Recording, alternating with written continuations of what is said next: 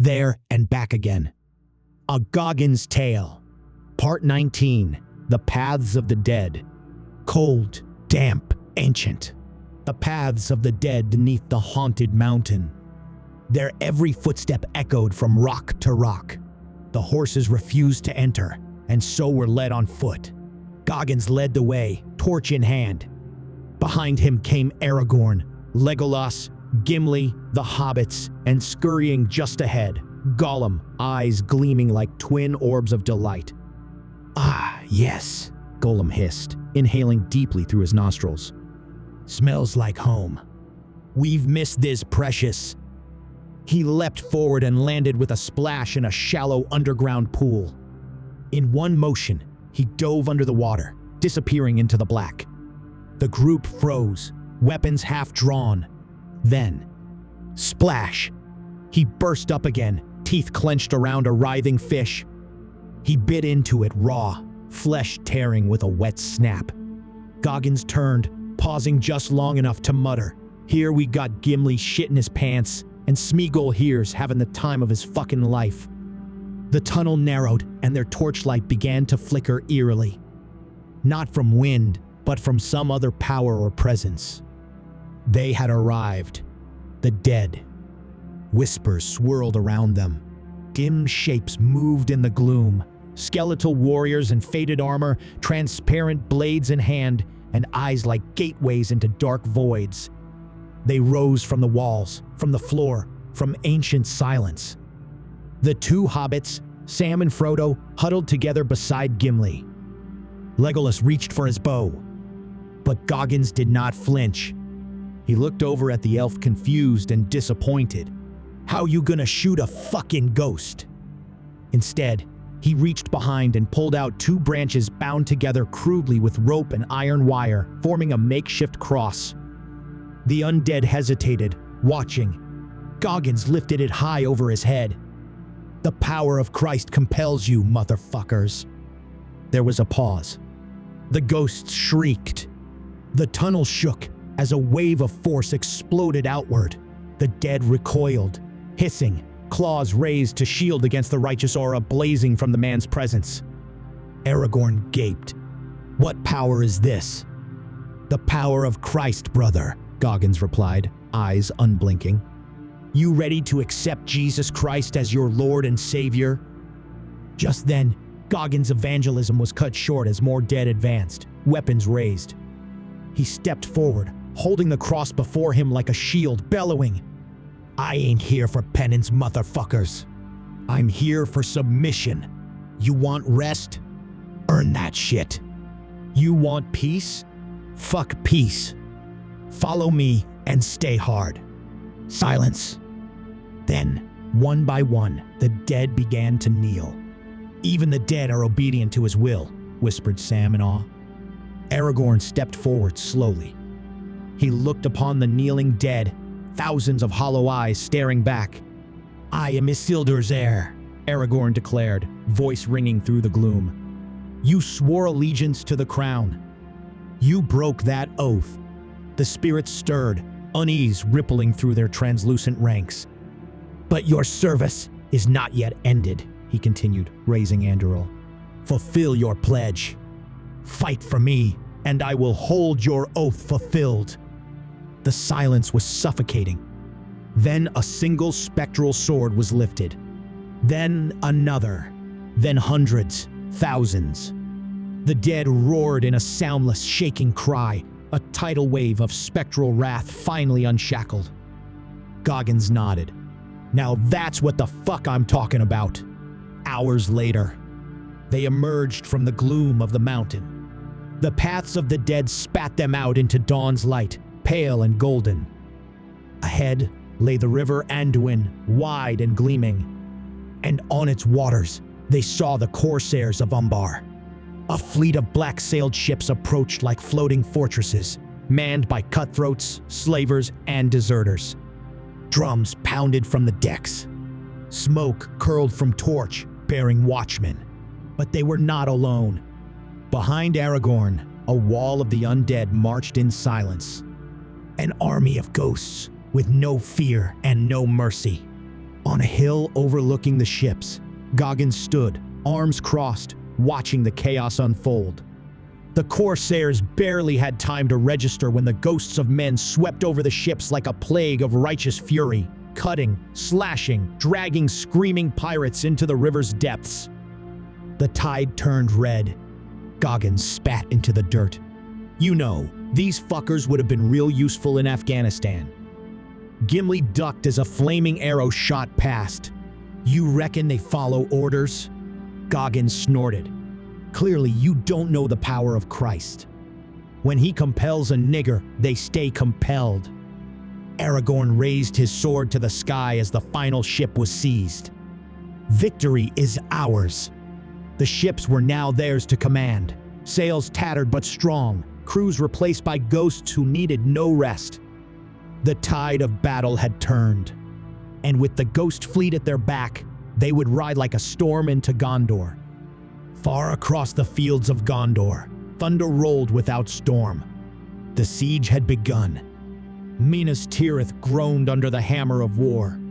Boulders the size of wagons shattered against the city's outer walls, flung by monstrous catapults.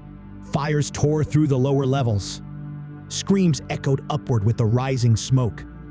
Boromir stood tall atop the main battlements, shield braced, eyes narrowed against the smoke. "Hold!"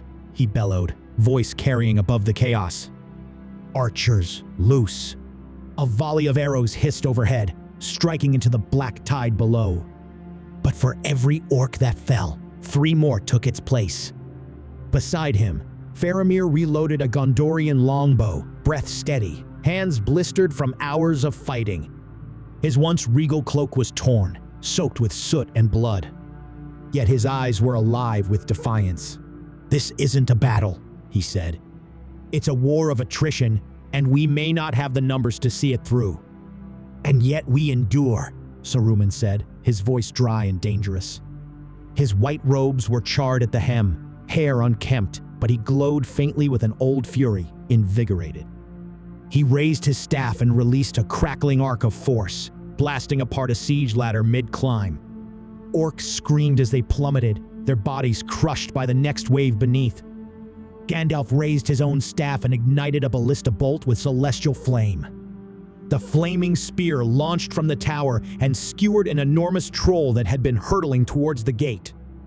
It exploded mid-stride in a rain of burning flesh and black blood. "Would that we were 1,000 years younger," Saruman muttered. "We would have put on a mighty display then." "We may yet still," responded Gandalf, already preparing another. The 2 old wizards moved like twin storms, one cold and sharp as broken glass, the other blazing with righteous fury. Crash! A siege tower burst open, flooding the wall where they stood with orcs. Crack! Boromir parried a blow, then slammed his shield into an orc's face, sending the creature toppling backward over the parapet with a sickening thud. Faramir stood back to back with him, loosing another arrow that buried itself in the eye of a berserker mid-leap. The wall was slick with blood and bodies. For a moment, the tide relented. Then, a sound like the groan of a dying monster echoed across the Pelennor. Boom! The men turned, looking out across the ruined lower levels of the city toward the Great Gate.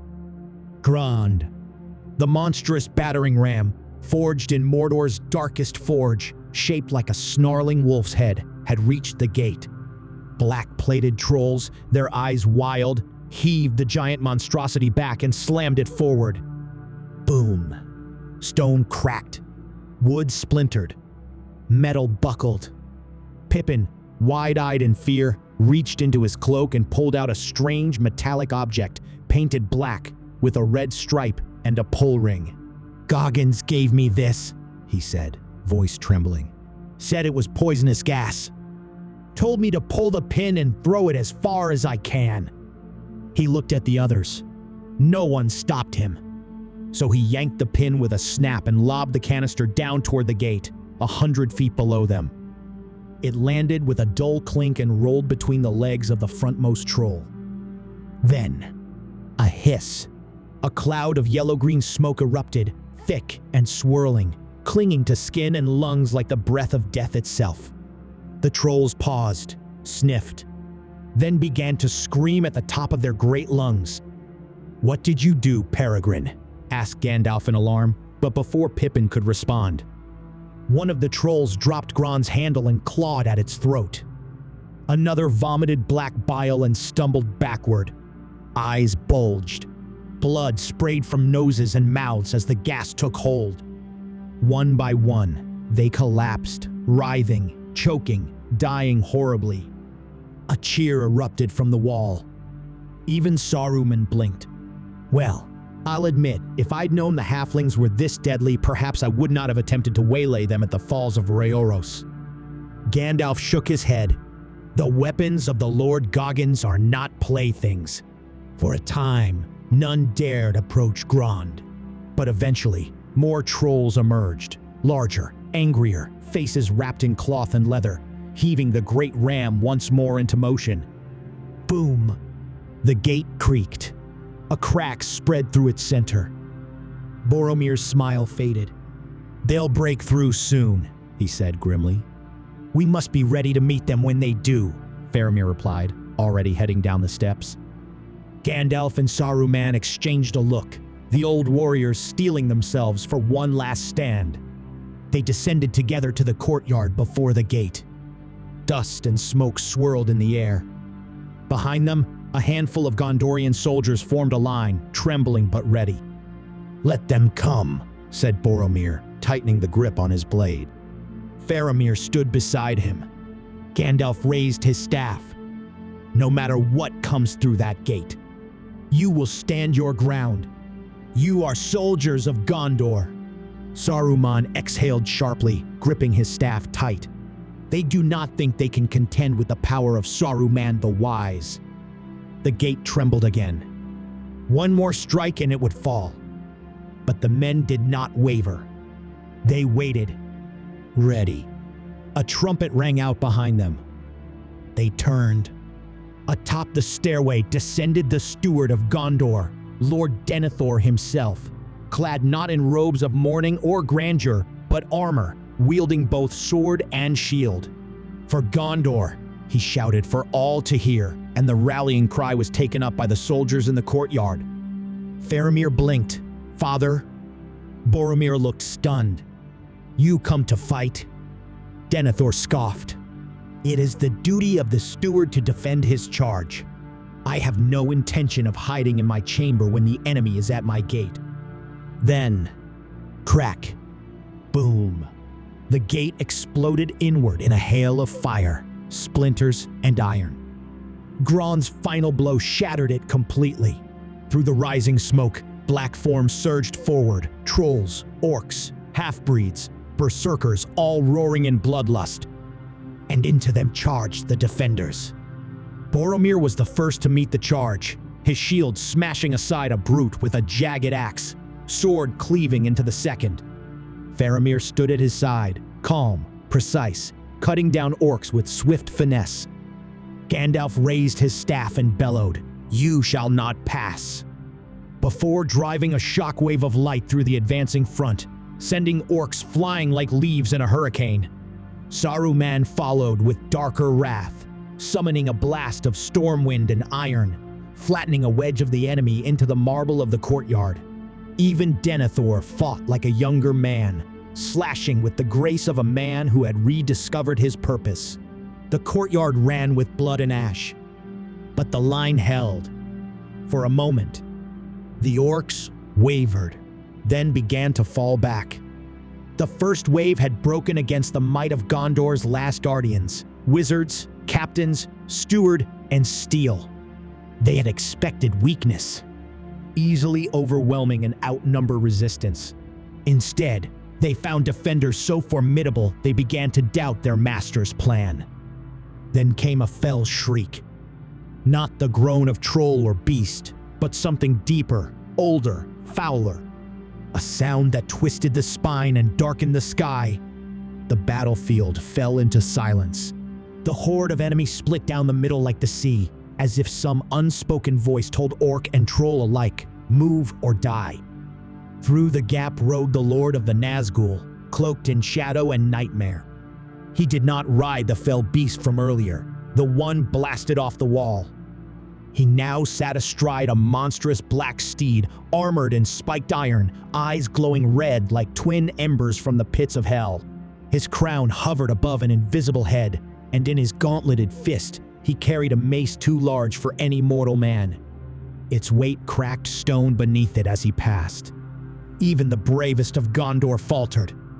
The Nazgul's presence was not merely fear, it was despair made manifest. A hopelessness so thick it crushed lungs and curdled courage. And yet, two figures stepped forward. The White Wizards, Gandalf and Saruman. Their staffs glowed with ancient fire, one white and crackling with light, the other blackened silver, blazing with fire. They stood unmoving. Before them, the Witch King reined in his steed. The creature snorted, eyes blazing, but did not dare take another step. Gandalf's eyes narrowed. Twice now you have darkened these walls. You will not do so a third. Saruman lifted his staff, and his voice magically boomed like iron upon anvil. Your power ends here, Wraith. The world of the living is no place for the dead. The Witch King laughed, a sound like a blade scraping bone. Fools, he hissed, voice echoing as if from deep within the earth. No man may hinder me. The battle paused. All eyes turned. Orcs, men, trolls. The clash of powers was about to begin. From beside his son, Denethor watched, and for the first time in long years, something strange stirred in his heart. Gratitude. For all his bitterness, all his fear, he was glad that these mighty sages had come, that they would not face this terrible foe alone, that when the black tide rose highest, there were still those who would stand against it. And what a stand it would be. The Witch King raised his mace, the wizards raised their staffs, and the sky cracked with thunder.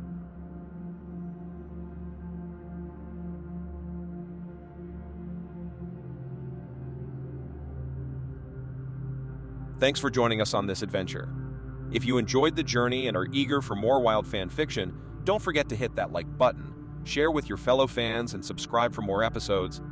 And if you're as enchanted by the idea of Middle-earth meeting Hogwarts as we are, make sure to check out our series exploring this magical crossover. Your support brings these worlds to life. Until next time, keep the fantasy alive.